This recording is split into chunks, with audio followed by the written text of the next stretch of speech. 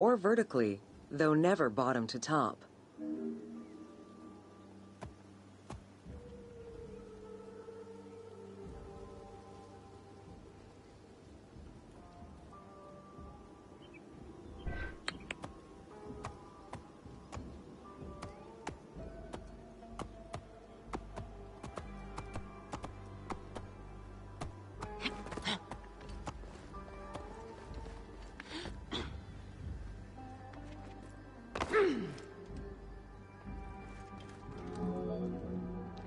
A clue on which way to read is to first notice which direction the figurative signs are facing.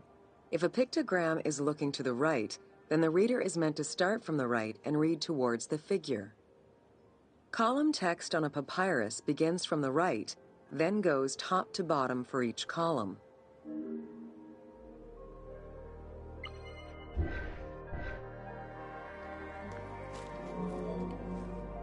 Text written on tomb walls resembles the structure of a page from a comic book. The text can be placed in front, behind, or above the character, and its symbols look in the same direction as the character. Another clue is that the name of a god or hieroglyphs meaning gods or kings are always written before the descriptive text.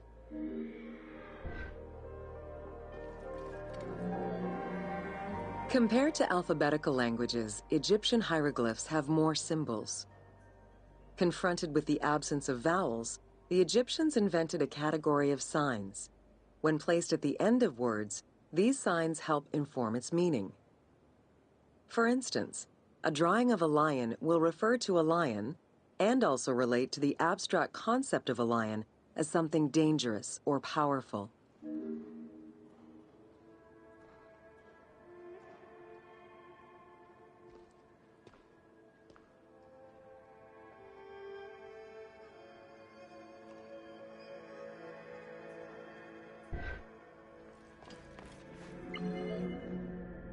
Middle Egyptian hieroglyphs contained a little more than 700 signs. By the end of the Greco-Roman period, there were 10,000 signs. Egyptologist Sir Alan Gardner created a list classifying common hieroglyphic signs and their variants.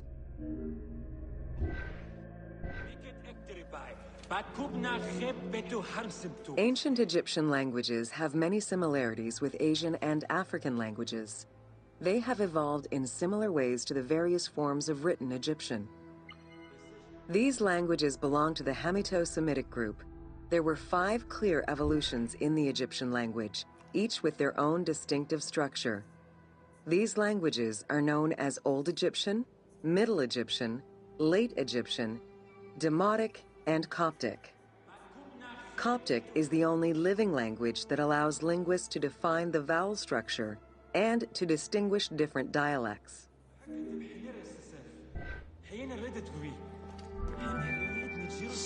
While hieroglyphs and hieratic script give us an idea as to how the ancient Egyptian language was structured and written, the way it was spoken is still up for debate. The team opted for English as the spoken language, with the characters using ancient Egyptian and Greek words and accents. The language that is spoken in the background by the crowds is largely based on Sir Alan Gardner's Egyptian grammar. To help resurrect a dead language, we consulted Egyptologists and dialogue coaches to establish our target sound and cast actors with Arabic, Hebraic, and African backgrounds to bring the game to life.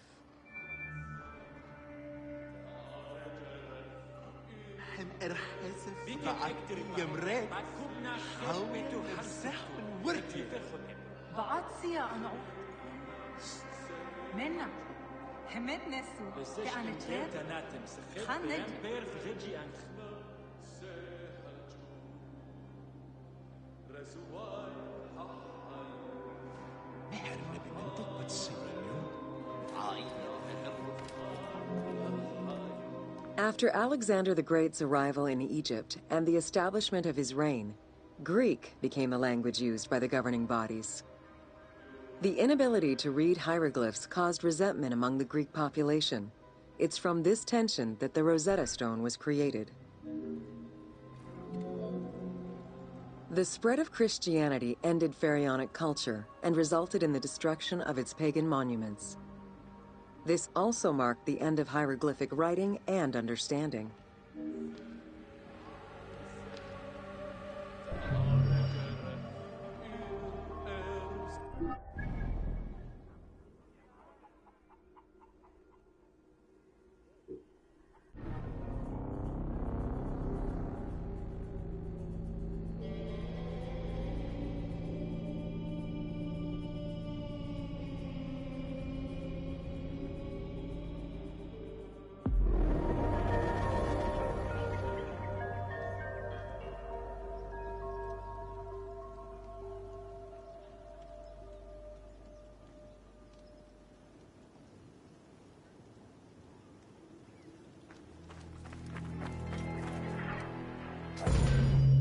Welcome to Ancient Egyptian Medicine. Evidence of advanced medical procedures have been found on mummies, and ancient Egyptians left detailed medical writings from diagnosis to follow-up treatment. One of the oldest known surgical studies is the Edwin Smith Papyrus. It's one of the first documents in history that notes an association between the integrity of the brain and cognitive functions, including cases of ocular complications and paralysis following head trauma. Vinegar-treated marble stone from Memphis was used as an anesthetic.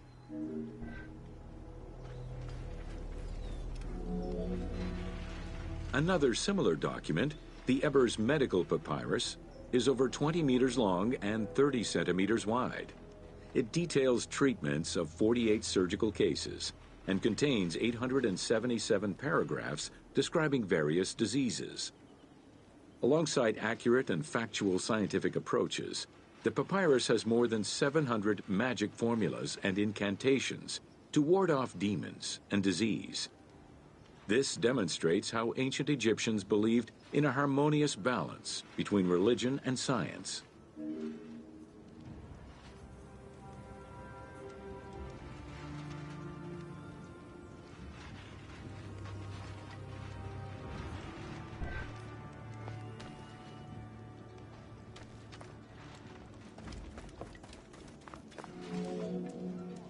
Remedies were considered as medicine and carried by doctors and priests.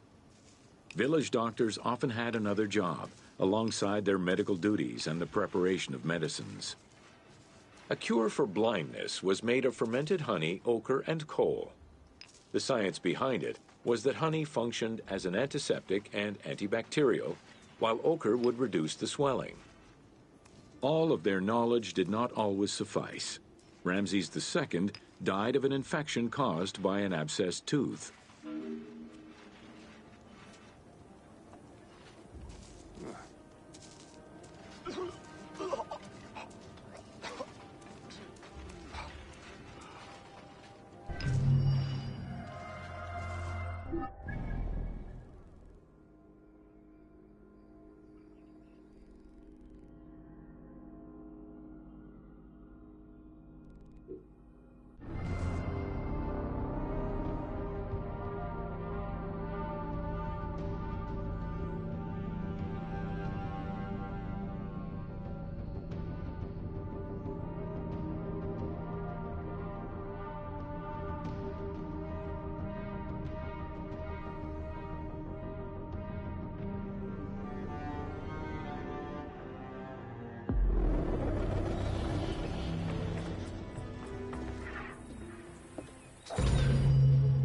Welcome to Roman Aqueducts.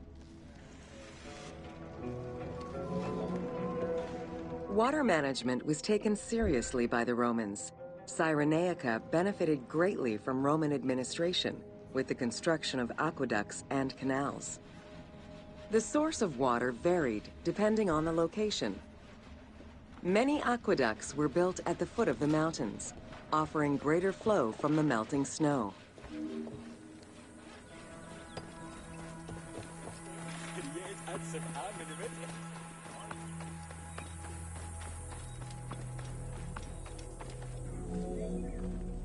The ability to transport water over a greater distance increased agricultural production. Some aqueducts were reported to be over 7 kilometers in length. Where the Greeks of Libya originally focused mainly on olive trees and figs, which required less water, the advent of Roman aqueducts allowed for a far greater crop diversity. Every farm's water use was carefully scheduled.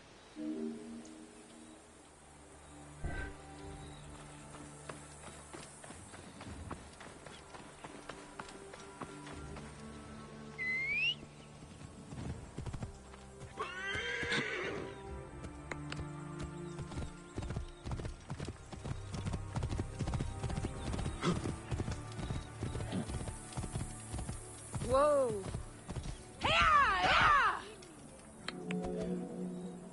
The engineering methods used to create aqueducts were constantly reviewed, with a clear focus on exploiting the local environment. Materials, water usage, cleaning regulations, and a deep understanding of how to exploit gravity itself were all important concerns. Several fortresses were built to protect the aqueducts, basins, and cisterns.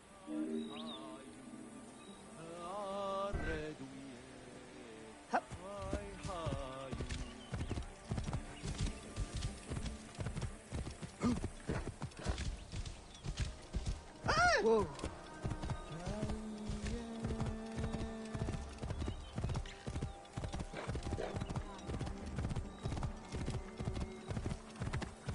Whoa!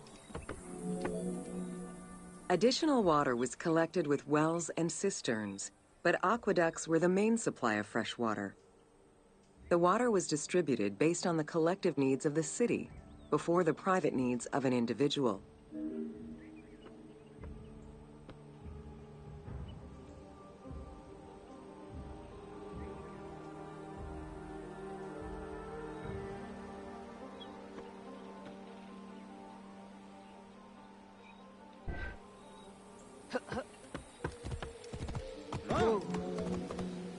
Almost all aqueducts ended in a fountain where the water circulated to clean the streets and supply bathhouses and latrines, thus improving the cleanliness of Cyrenaica's cities.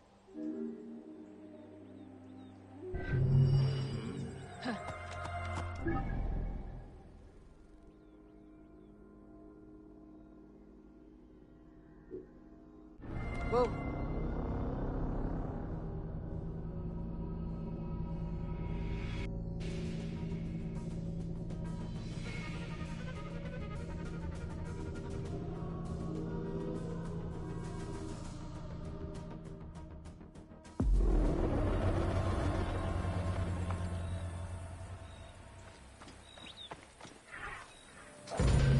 Welcome to Crucifixion.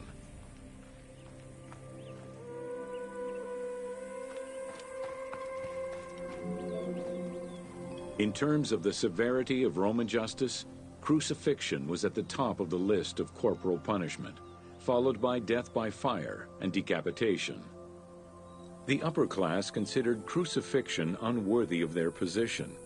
Those lucky enough to have Roman citizenship were also exempt from such treatment.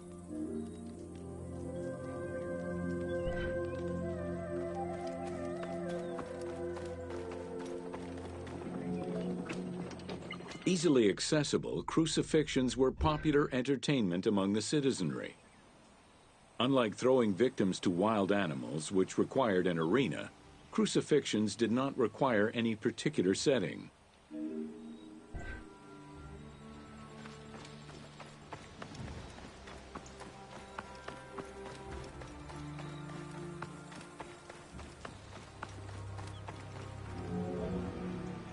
Those subjected to crucifixion were almost always slaves, traitors, and lower-class citizens. Roman deserters were crucified because the betrayal of the soldiers was perceived as endangering the lives of Roman citizens.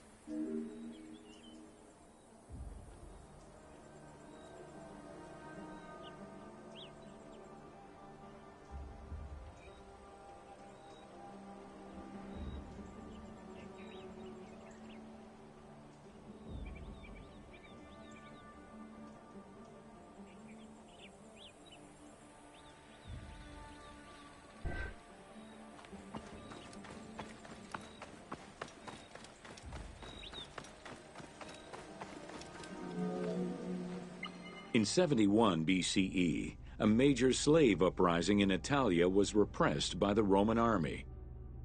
This resulted in the crucifixion of 6,000 men, including their leader, a slave and former gladiator known as Spartacus.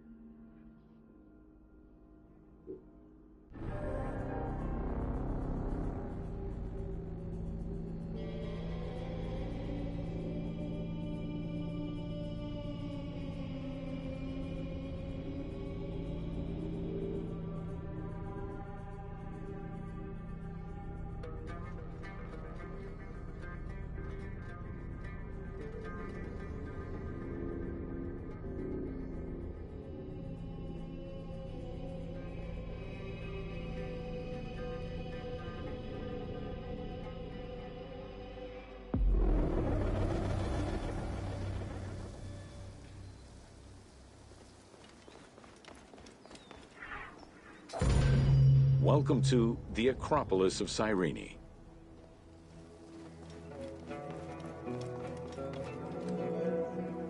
Located on the western edge of the city, Cyrene's Acropolis was smaller than the one in Athens, though its high vantage point provided protection for the city.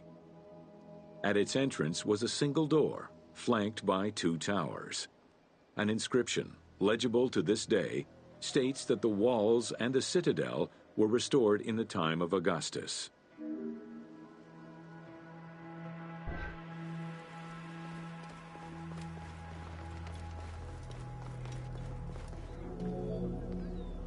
A number of statuettes have been excavated from the site, including one of Berenice, the daughter of Magus, the king of Cyrene, and half-brother of Ptolemy II.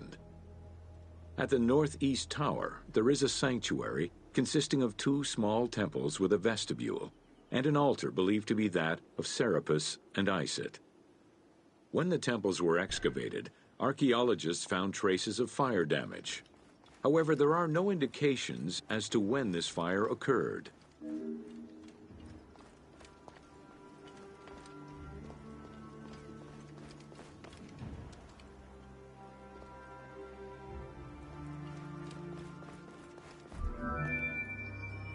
In the 20th century, a fortification was built above the ward to defend against an invading army. It covered the ancient remains of nearby Roman houses entirely, and archaeologists have yet to fully excavate them.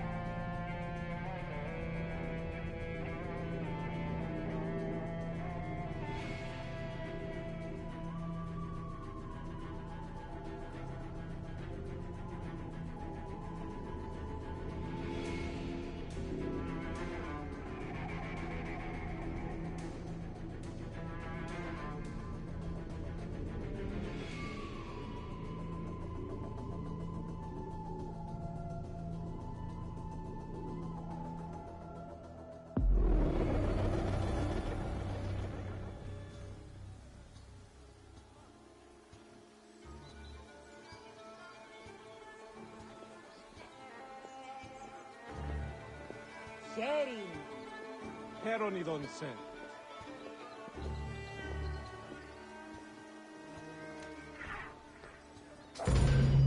Welcome to the Panean. The Panean was a temple built in honor of the god Pan, divinity of nature.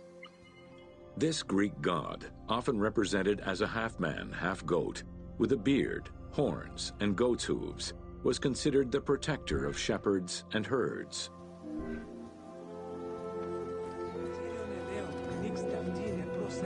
Pan's attribute was his namesake musical instrument, the pan flute.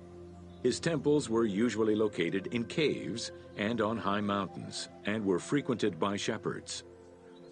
It is likely that Mediterranean cults adopted the imagery of Pan to symbolize the Christian devil.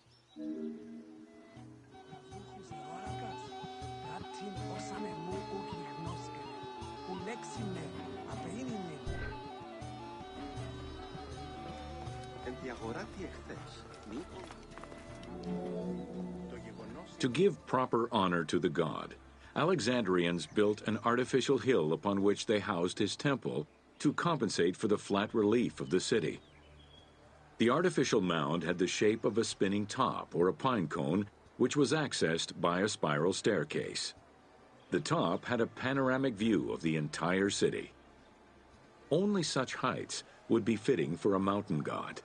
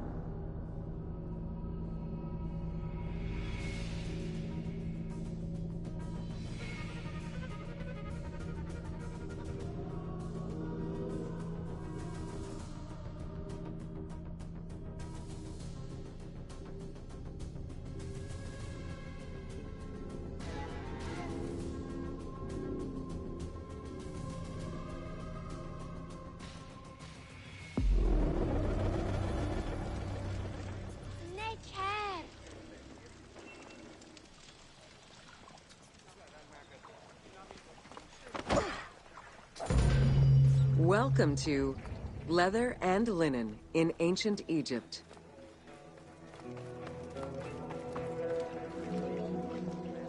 Tanning, a process which dates from prehistoric times, was present although not highly valued in Egypt due to the heat. Leather was reserved mainly for things such as sandals, leather bags, dagger sheaths, quivers, and other similar items. Leopard hides, unlike regular leather, were highly valued and usually worn by priests.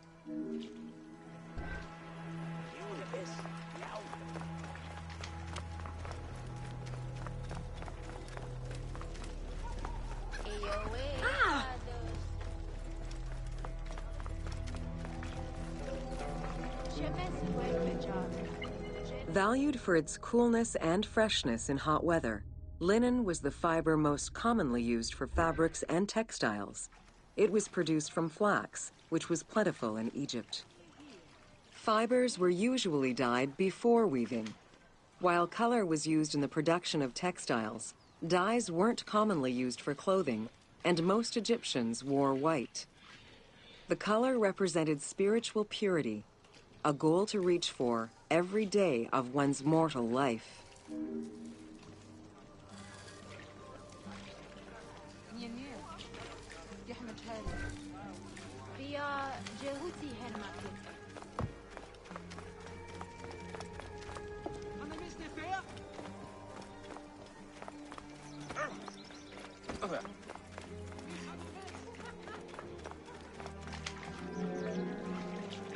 Various shades were achieved using woad, a dye produced from the leaves of Isotis tinctoria. The plant was cultivated for this purpose within the Nile Delta and allowed for the creation of various colors. For example, different maceration times of the leaves would result in colors ranging from red to green, while adding in limestone shifted it to blue. During the Greco-Roman period, other ingredients were found, resulting in a wider range of colors.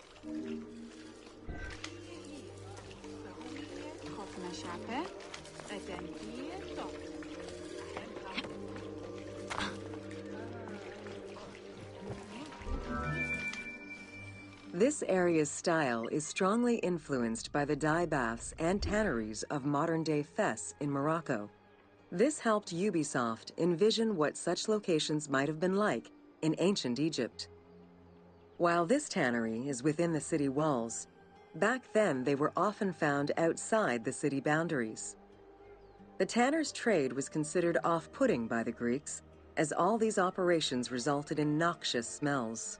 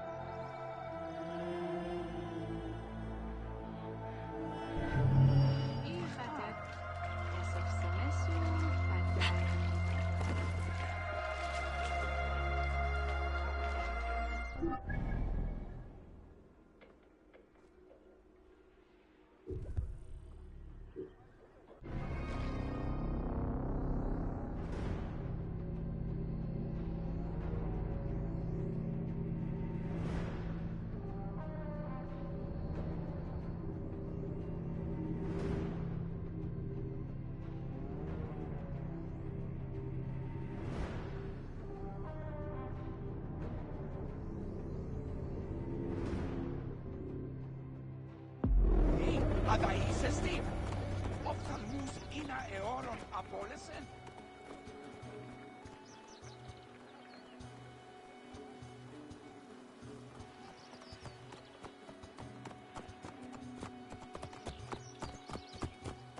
Εσού ελάβνην ου γιγνοσκόμην γε.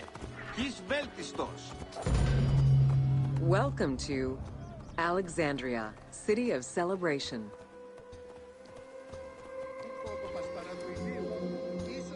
Like most Greek cities, Alexandria offered multiple forms of entertainment. Most were related to cults, religious practices, and the festivities surrounding those practices. Among those festivities, the most important ones were the dynastic celebrations, instituted in honor of the deified Ptolemaic kings and queens. These celebrations could go on for many days and included sacrifices, offerings, processions, and public banquets. Sing of thee, brightly shining one, Rocky Delos hunter, Litos golden sun. How shall I sing of thee, brightly shining one, Rocky Delos hunter, Litos golden sun. Light bringing Phoebus, I am but your lyre. Hear my oath, give me your song. I shudder with your fire. Ουκ ελάβνης εις γνώσκης φαύλε.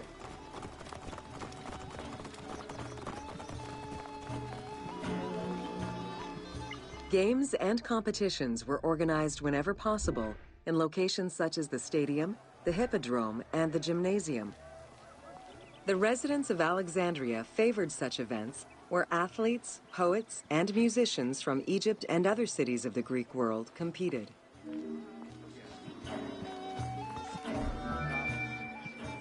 Like all good Greek cities, Alexandria had a theater. The architecture of this structure is Roman in style. This is because the team duplicated a theater from Cyrene. Roman theaters were usually semicircular and built from scratch on a flat area with structures designed to enhance oration. Greek theaters were more oblong in shape, similar to a horseshoe, and favored the slopes of natural hills to support their acoustics.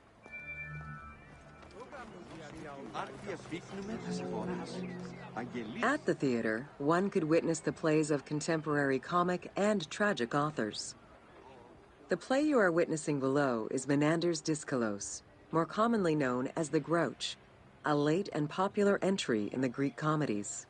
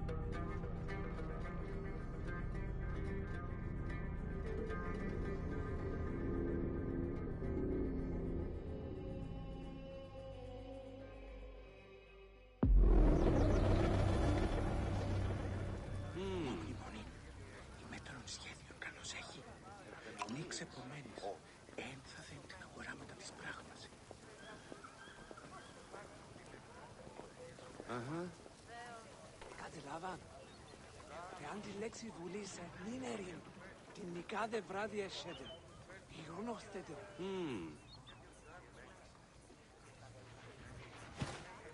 Τούτη νίξαν το ναό, συντηγάνουν πάσιν. Κοιτίον δε φέρει χρήμα. Και ουθοριοποιήν κανός.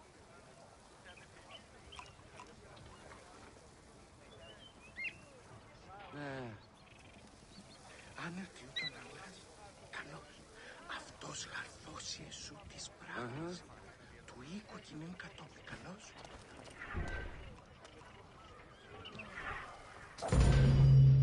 Welcome to Education in Alexandria. The education of young Alexandrians did not differ from the one generally dispensed elsewhere in ancient Greece.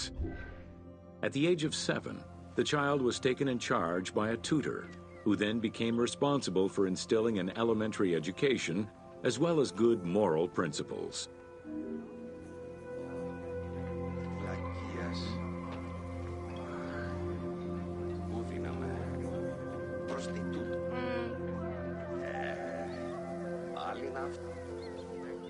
Άγιε, ταμεία, προς την τράπεζα. Εξοφληθήτω το γραμματείο. Ημέραν ταύτην περισσότερων βλακών διυπομένην. Αχ, τις αδρανίες αμάρτηταν. Αχ, σε πόλη. Αυτόν λιμπάσκομαι. Αυτόν εκεί. Δε και πόρπιν από του Ραφαίος. Εγώ. Καλός πράγμα. Παύλοι πάντες η συγκά. Θεόν εκδίκησης έξονται. Άγιε, ταμεία, προς την τράπεζα. Εξοφληθήτω το γραμματείο.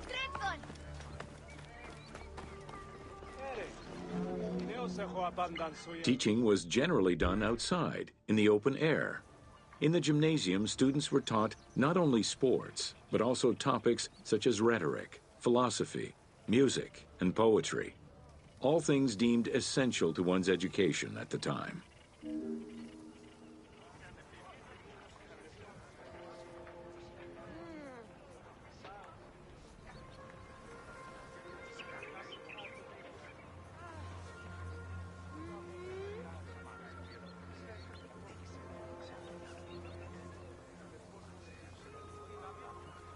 Χέριν.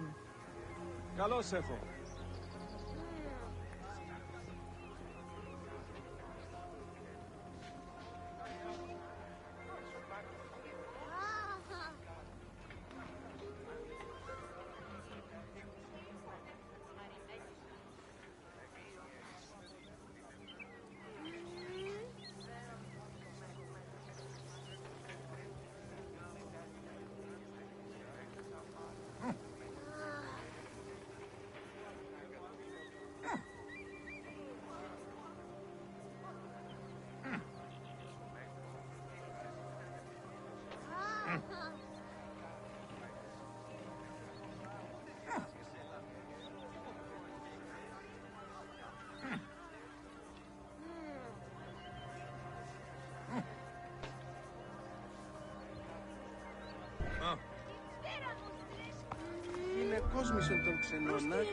Here, both girls and boys are shown attending a class given by one of the rhetoricians of the era. The team made the choice to show both genders attending class within the context of the game world. Even though it is historically inaccurate, the team felt it was not necessary to prioritize historical sexism over inclusive gameplay. Ο γραμματεύ, ελθεύτωθη το λιθίνο πίνακι να σου υπαγορεύσω επιστολή. Πάλι είναι μου της βασάνι. Πάλι. Πολλάκις γάρ. Διατήν. Όλοι θοξόε ετοίμασον ξέων τους λίθους τούτους δια την κατασκευή της γέφυρας του ποταμού.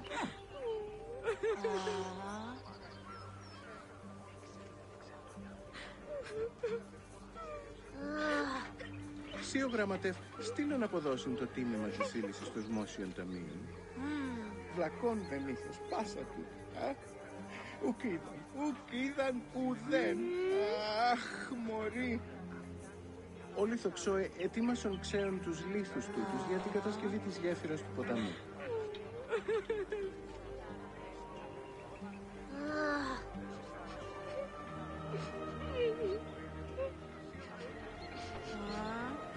Γυναικόσμησον τον ξενώνα, ξενοδοκίσομαι. Ουθενέστη λογική ανθρώπουση. Αχ, μωρέων πάντων λεγόμενα, εγώ της φταίω. Ο Ταμία έγραψα στα γραμματεία, τελώνες ελέγχους από αυτά.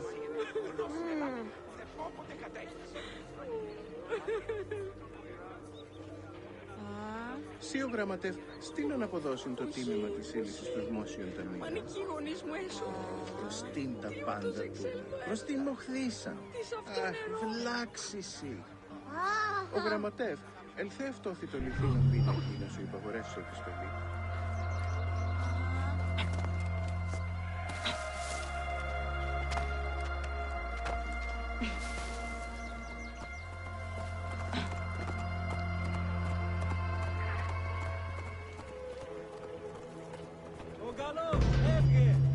Welcome to the Islands of Ferris. The Heptastadion was a bridge-like causeway connecting the island of Ferris to mainland Alexandria.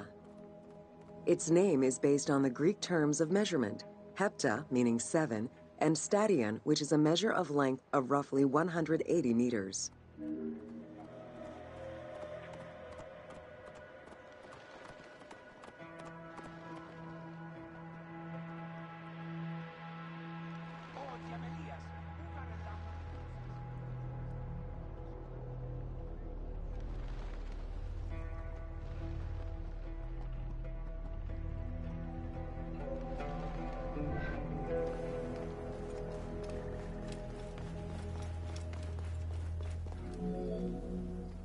Since its construction would separate the Grand Port to the east and the port of Eunostos to the west, it was designed with channels at each end.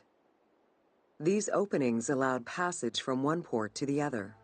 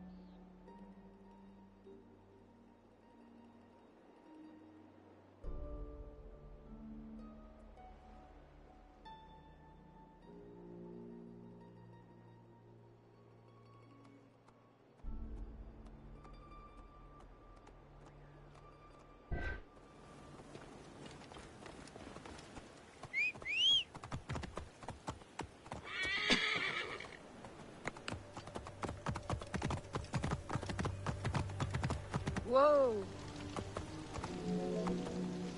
Along with creating separate harbors for the commercial and military shipping, the causeway served as a main aqueduct for the island's inhabitants. Its presence also helped protect the island and its ports from rough wind and sea currents. At the end of antiquity, the Heptastadion disappeared under layers of silt and soil, which formed an important sedimentary deposit.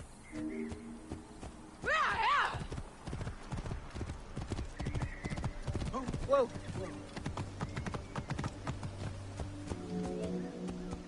While the Serapeum was the most celebrated of the temples in Alexandria, many other temples were built within the city. Most of these structures have been completely erased over time, and there is no way to discern how many existed. However, research of ancient papyri offered tantalizing hints as to the possible location of at least some of the temples. Whoa! Both papyri and coins reveal evidence of many temples built for the gods. Poseidon, the god of the sea, likely had an edifice in his honor west of this island, as well as on the mainland. This temple next to you is dedicated to Isis Pharia, the divine protector of the lighthouse. This location hosted annual celebrations in the month of April, known as the Sacrum Pharia, in connection to the lighthouse. In her incarnation as Isis Fortuna, the goddess carries a rudder and a cornucopia, both symbols of good luck for navigators. Καλώς. Ευχαρί. Νόθησε αυτόν και δίας μεγαλόθυμος έστε εσύ. Ευχάριστος ημιτά σου. Χάριν ιδέν. Ευλογείται Θεοί ώρα Θεή.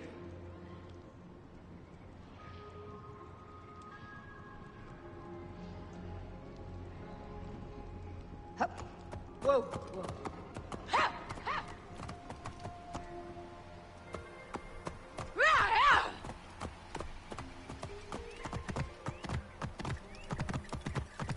Whoa!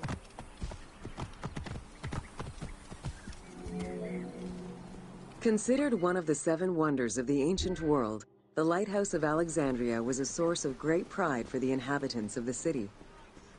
Construction began under Ptolemy I's reign and lasted 15 years. It was completed during his son's rule. Once completed, the lighthouse was dedicated to the gods for the salvation of those who sail the sea.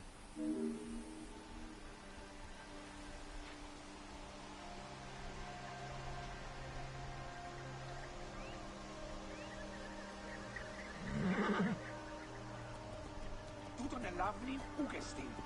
Φαύλον ον γάρ.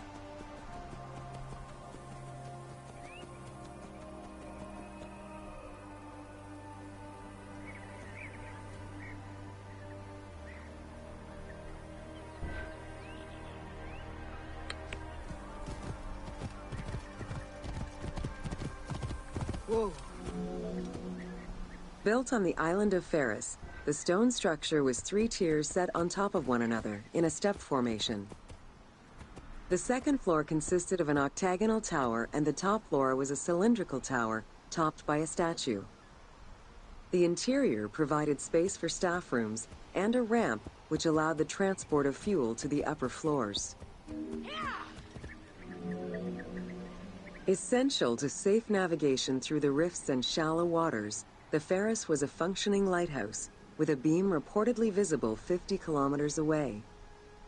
It's unclear what kind of fuel was used or how much. Any other details of how the light worked remain a mystery.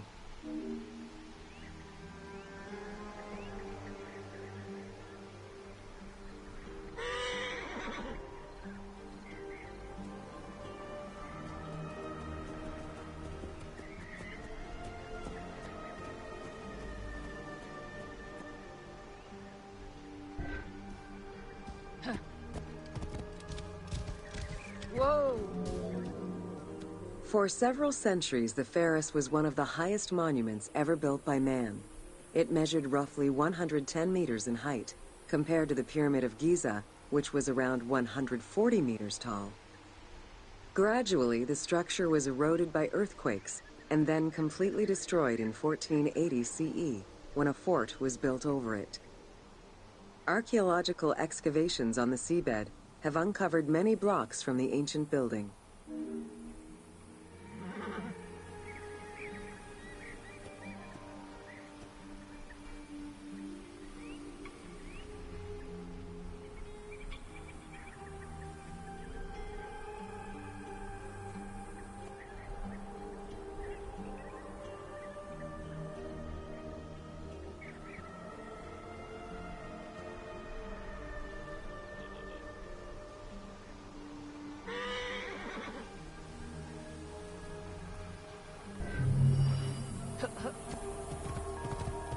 Whoa!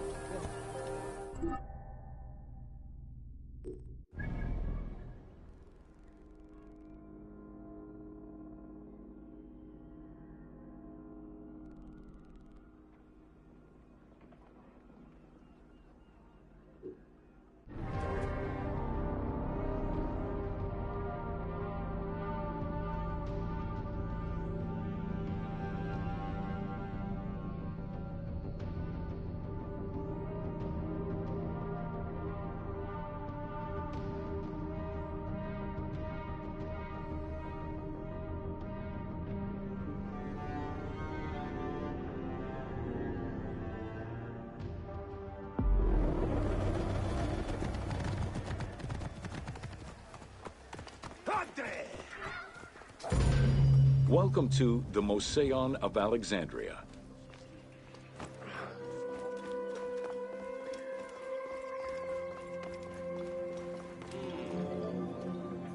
The Mouseion was a sector of the city commissioned by Ptolemy I to rival Athens Academy as an institute of intellectual pursuit.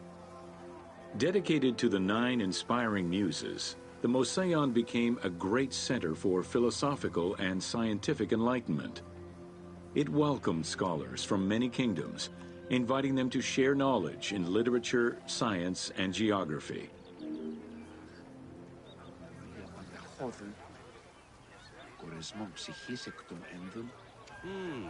Τι αυτή η βλακεία. Όψονται γα...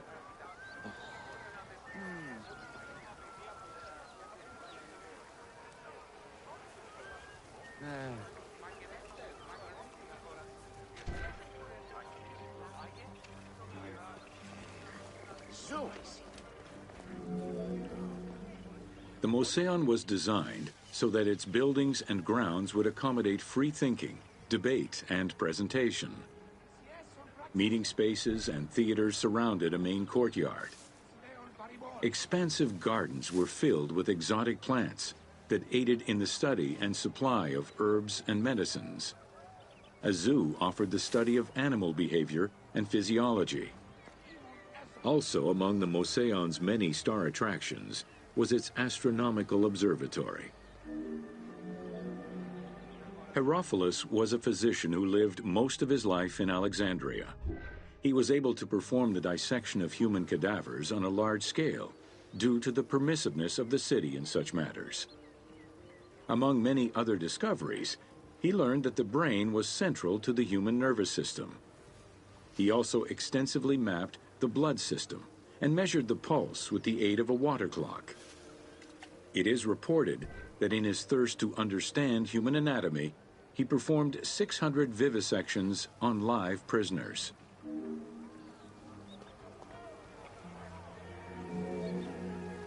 Herophilus was a physician who lived most of his life in Alexandria.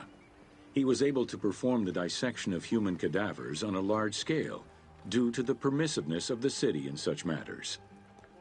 Among many other discoveries, he learned that the brain was central to the human nervous system. He also extensively mapped the blood system and measured the pulse with the aid of a water clock. It is reported that in his thirst to understand human anatomy, he performed 600 vivisections on live prisoners.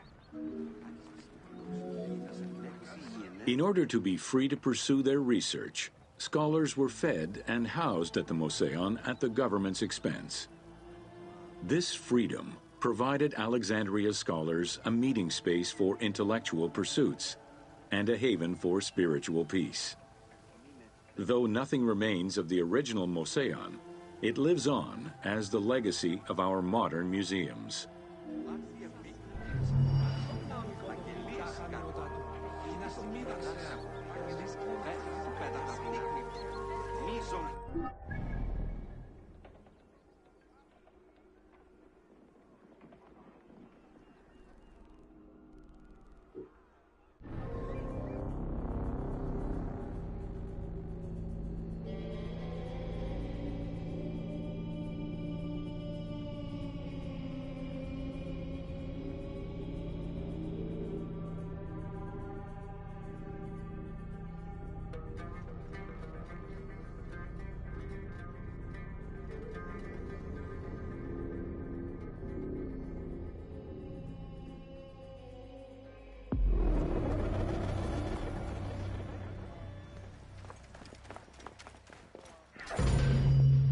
Welcome to the Serapeum of Alexandria.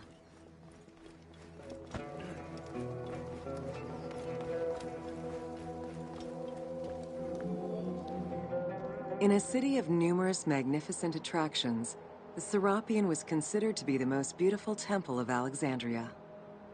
Located southwest of the city on a small hill known as the Acropolis, the sanctuary was constructed during the reign of Ptolemy III, upon foundations which had existed since the reign of Ptolemy I Soter.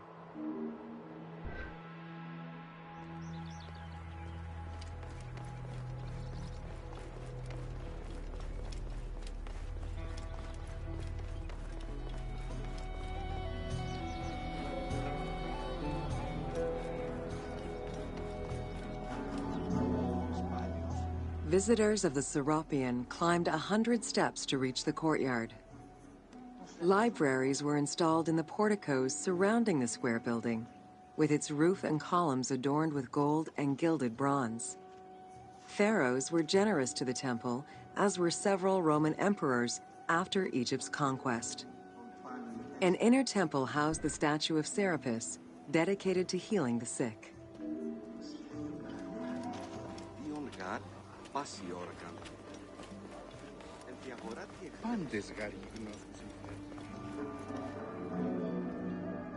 Since the 26th dynasty, Greeks in Egypt had gradually integrated the Egyptian cult of the Apis bull to their own rituals.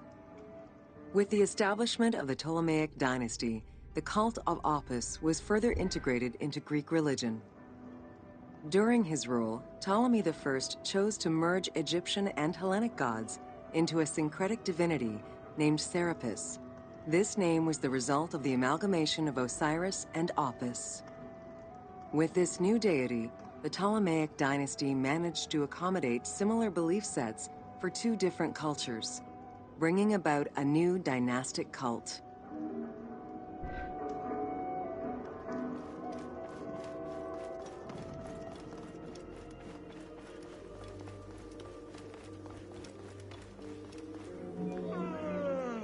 Serapis was also associated to other deities, including Asclepius, a Greek god of healing.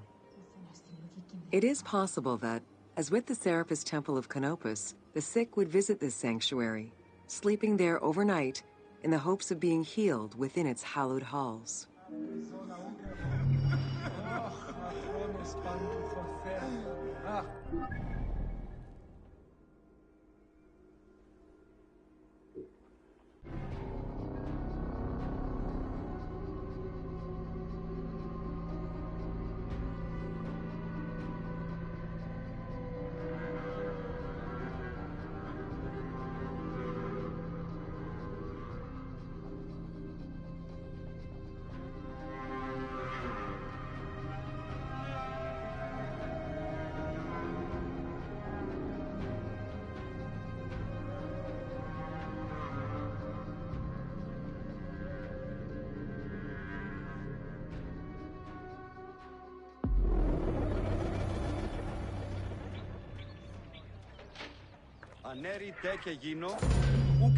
Welcome to Alexandria.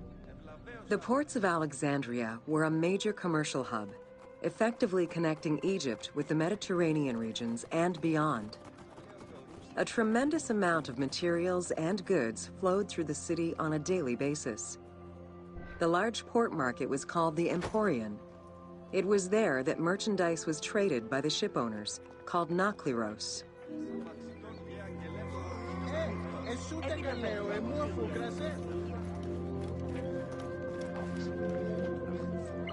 Food and other artisan work streamed out of Egypt.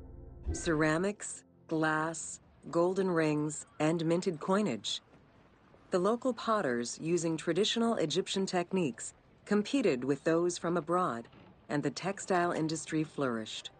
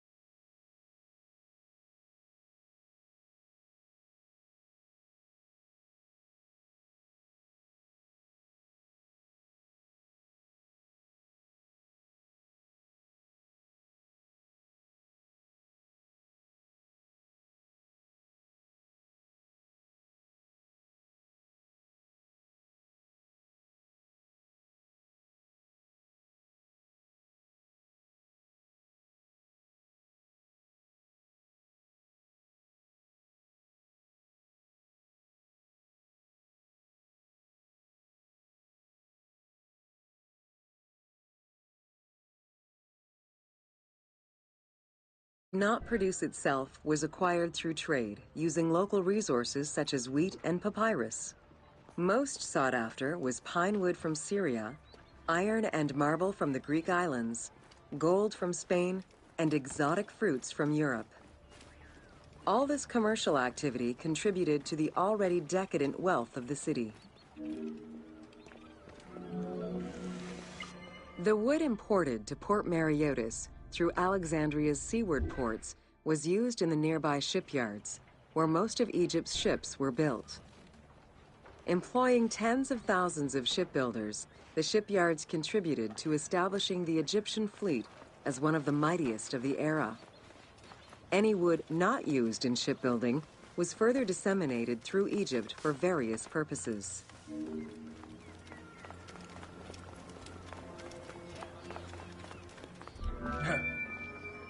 The southern port of Lake Mareotis was the biggest in Alexandria.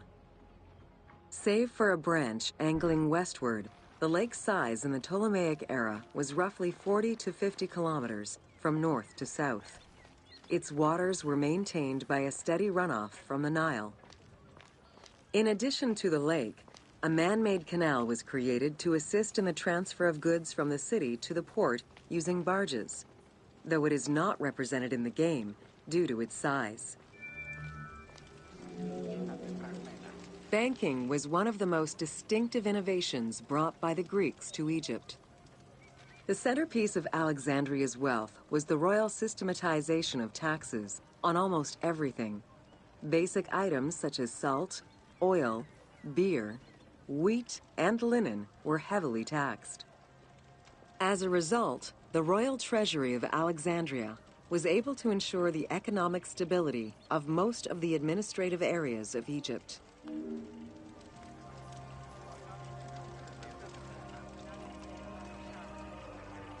Ουδής πιστεύσαστε τι αυτήν θα πλώτη. Ουδής εώραγε τι αυτήν ανεσχυντέα.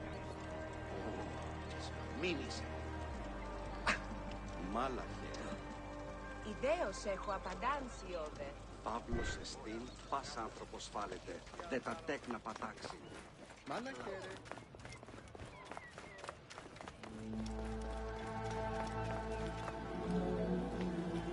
By the late 12th century, the channel feeding the lake from the Nile silted up. Lake Mareotis lost its connection to the Mediterranean, as well as most of its water, as the lake slowly evaporated to a fraction of its former size.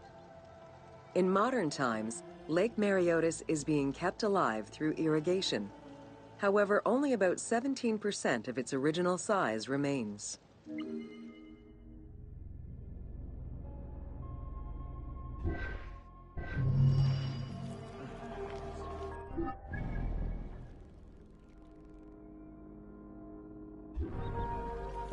Thank you.